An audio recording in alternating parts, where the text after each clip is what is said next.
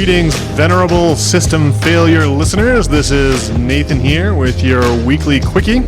This week's essay is entitled The Sacred Feminine, and it's subtitled On Ego Death, Secret Societies, and the Holy Grail. With this essay, we continue the conclusion of Volume 2 of the System Failure Constellation of Ideas. Follow our progress on the idea map and essay schedule. It continues the theme of secret societies by taking a look at the Da Vinci Code. Its author hit upon the fact that the Grail is a symbol for the feminine. But he missed that femininity is itself a symbol for ego death, an experience that the authorities generally don't want people having. Opposition by political authorities is a big reason why secret societies exist and why they use symbols like the Grail that are recognizable only to the initiated. Dan Brown's electrifying 2003 thriller, The Da Vinci Code, became a major cultural touchstone by using the notion of secret societies to fuel an action-packed drama. Brown packed a lot of real history into his pages, but his conception of the Holy Grail is missing an important piece of the puzzle surrounding that holy relic, namely drugs and ego death. These figure heavily into the true history of secret societies in the symbolism they use. The Da Vinci Code culminates in a final scene at Rosslyn Chapel near Edinburgh, Scotland.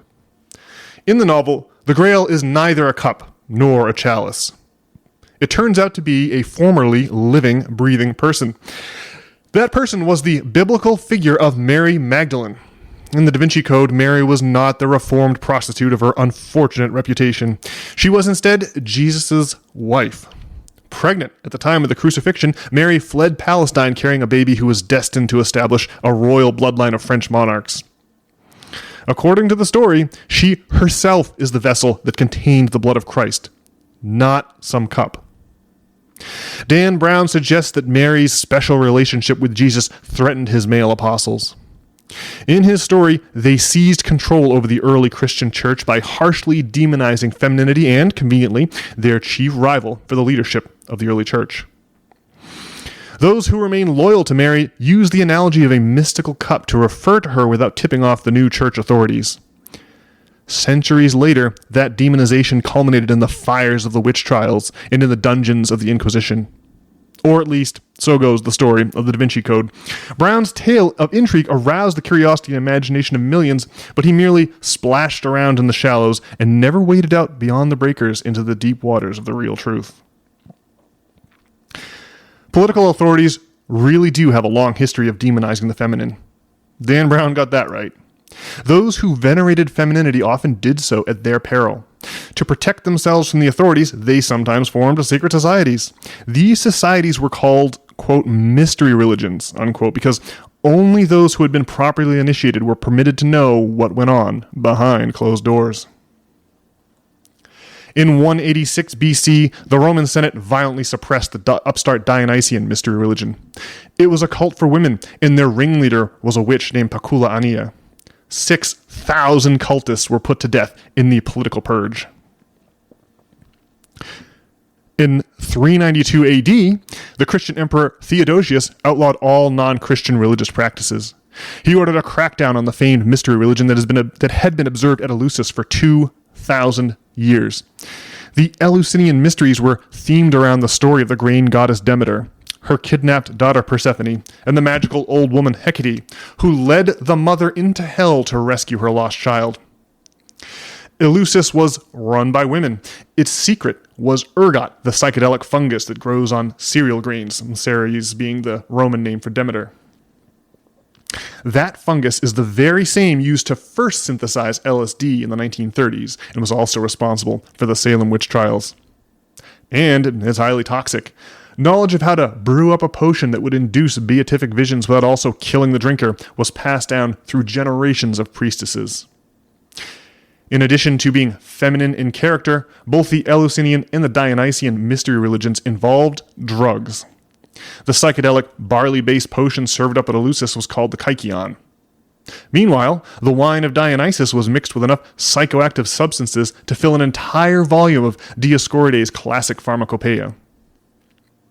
The raging popularity of these mystery religions makes a lot of sense when one realizes that they were oriented around girls and drugs.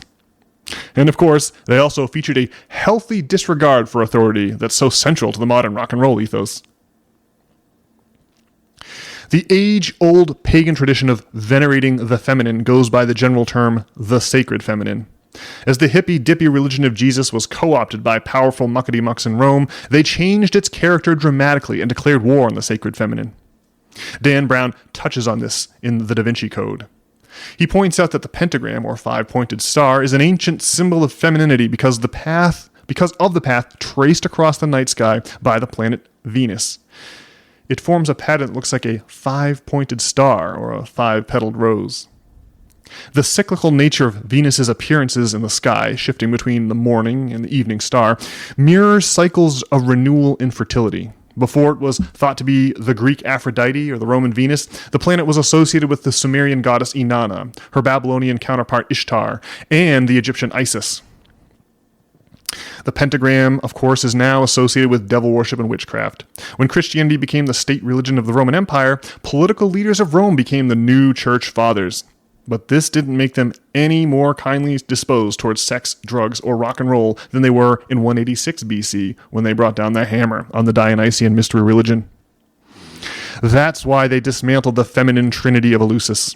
Trinities are a common fixture in religions across the world, and Christianity kept the masculine conception of the Trinity alive and well to this day. It also kept 2/3 of the feminine trinity. The mother figure Demeter and the virgin Persephone are confusingly combined into the single figure of Mary, the mother of Jesus, not Mary Magdalene. Motherhood and virginity are, of course, notoriously incompatible.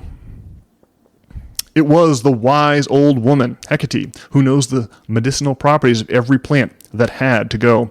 Her archetypical figure was removed from the feminine trinity and recast as the evil witch. These terrifying consorts of Satan brewed magical potions and drew pentagrams to invoke black magic. This demonization of the feminine was well captured in Dan Brown's adventure tale. Not only did 2/3 of the old feminine trinity survive into the present as Mary, mother of Jesus, but so too did the drugs that were integral to the Greco-Roman mystery religions. The wine of Dionysus and the grain of Demeter live on as the wine and bread of the Holy Eucharist. The psychoactive ingredients, once central to religious observance, were phased out of Christianity to make that faith more palatable to power. These ingredients were crucial in the old mystery religions because they induced the experience of ego death. When historians Will and Ariel Durant wrote their 1939 book, The Life of Greece, they had no idea psychedelic drugs were involved. Nevertheless, the Durants noted that pilgrims to Eleusis were, quote, lifted up out of the delusion of individuality, unquote. But that experience is the last thing the powerful want us having. The authorities desperately want us to conceive of ourselves as locked inside our bodies because our bodies are the only part of us they can get their hands on. You can lock a body in prison or inflict pain and suffering on it, but the moment someone stops identifying with their body, they are beyond political control. That's what the crucifixion was all about. It was a very public demonstration of the limits of state power. The political authorities in that story were utterly powerless to control someone who's realized they're not their body and are therefore prepared to sacrifice it.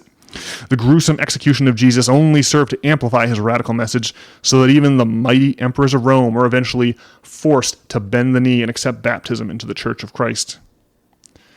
Throughout history, the stunning realization that ego is merely an illusion has always been characterized as feminine. That's because during childbirth, women experience a forking of their individual person into two or more persons. The ability to bear children is symbolic of the realization that our egos are merely costumes we wear. Psychoactive plants allow us to temporarily discard these costumes and briefly explore a broader existence beyond the cramped confines of self-identity.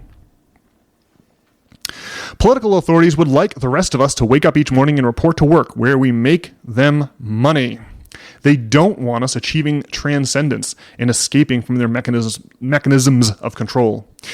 That's why the authorities are forever cracking down on psychoactive plants and promoting alternative substances like alcohol and sugar that, while they may be catastrophic to public health, present no threat to their political power. That's why those who discover these substances tend to form secret society and use symbols like the Holy Grail to refer to their discovery in ways that won't arouse the suspicions of the authorities. There are 3 layers to the symbol of the Holy Grail. Magical cups containing magical potions were very much a part of the pre-Christian religious landscape. So were secret societies, where the worship of the sacred feminine continued underground after Christian authorities took power in Rome. Dan Brown used this history to great effect in the Da Vinci Code, but the sacred feminine is itself symbolic of the illusory nature of our own self-conception. And now I've got some further materials here for you. The first, a quote from Brian Murarescu's 2020 book, The Immortality Key.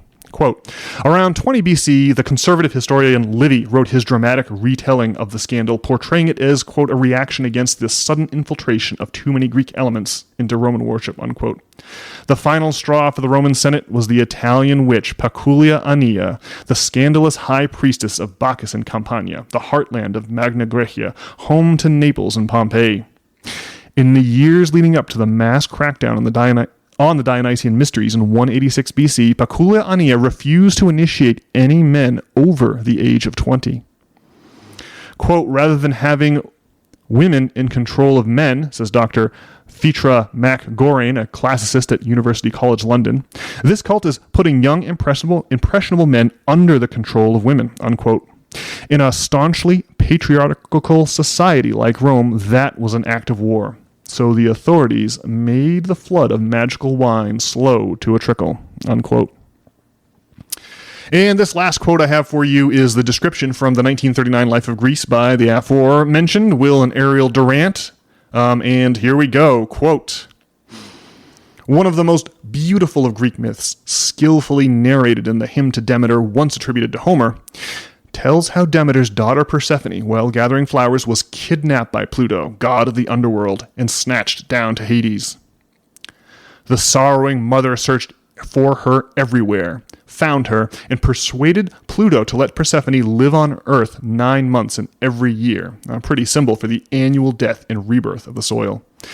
Because the people of Eleusis befriended the disguised Demeter as she sat by the way, grieved in her innermost heart, she taught them and Attica the secret of agriculture and sent Triptolemus, son of Eleusis' king, to spread the art among mankind. Essentially, it was the same myth as that of Isis and Osiris in Egypt, Tammuz and Ishtar in Babylonia, Astarte and Adonis in Syria, Cybele and Attis in Phrygia. The cult of motherhood survived through classical times to take new life in the worship of Mary, the Mother of God.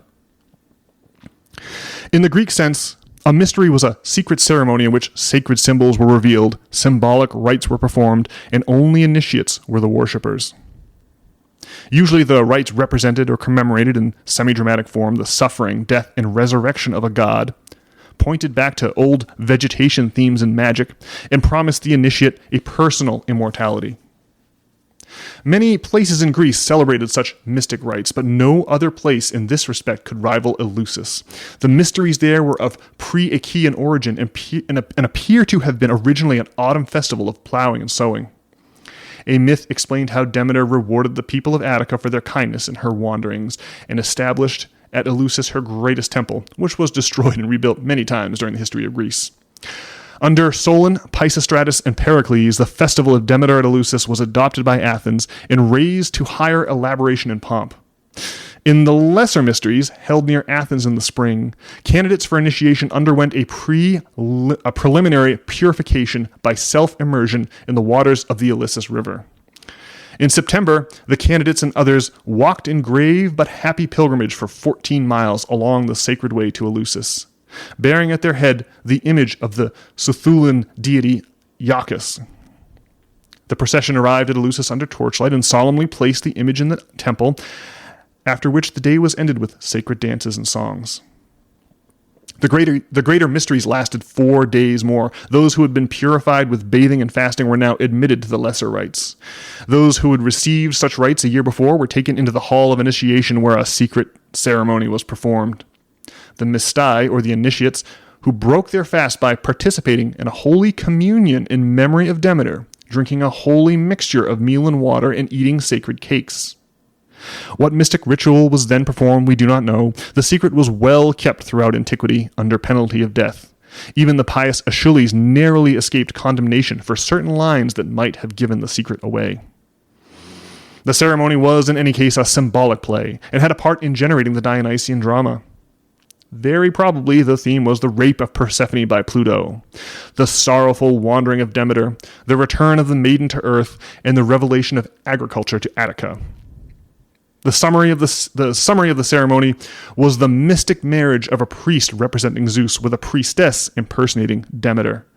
These symbolic nuptials bore fruit with magic speed, for it was soon followed, we are told, by a solemn announcement that, quote, "Our Lady has been born a holy boy," unquote. And a reaped ear of corn was exhibited as symbolizing the fruit of Demeter's labor, the bounty of the fields. The worshippers were then led by dim torchlight into dark subterranean caverns symbolizing Hades, and again to an upper chamber brilliant with light representing, it appears, the abode of the blessed. And they were now shown in solemn exaltation the holy objects, relics, or icons that till that moment had been concealed. In this ecstasy of revelation, we are assured, they felt the unity of God and the oneness of God in the soul, and they were lifted up out of the delusion of individuality and knew the peace of absorption into deity.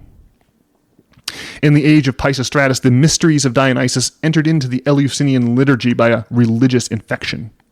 The god Aeacus was identified with Dionysus, the son of Persephone, and the legend of Dionysus Zagreus was superimposed upon the myth of Demeter. But through all forms, the basic idea of the mysteries remained the same. As the seed is born again, so may the dead have renewed life, and not merely the dreary, shadowy existence of Hades, but a life of happiness and peace. When almost everything else in Greek religion had passed away, this consoling hope reunited in Alexandria with the Egyptian belief in immortality from which the Greek had been derived, gave Christianity the weapon with which to conquer the Western world. Unquote. Well, folks, that's your system failure quickie for this week. I'll be back next week with Brian, of course, for your normally scheduled full-length system failure podcast. In the meantime, if you'd like to read this essay online, where you can click the links and see the section titles and also see the pictures, like the picture of Venus's path to the night sky that forms the rose or the pentagram, then you can do that by going to not.substack.com. And if you'd like to send us a message about anything you've heard on here, we encourage you to do that as well. You can send your note to not@substack.com. And with that, folks, I wish you well. We'll speak to you in a few days. Take care.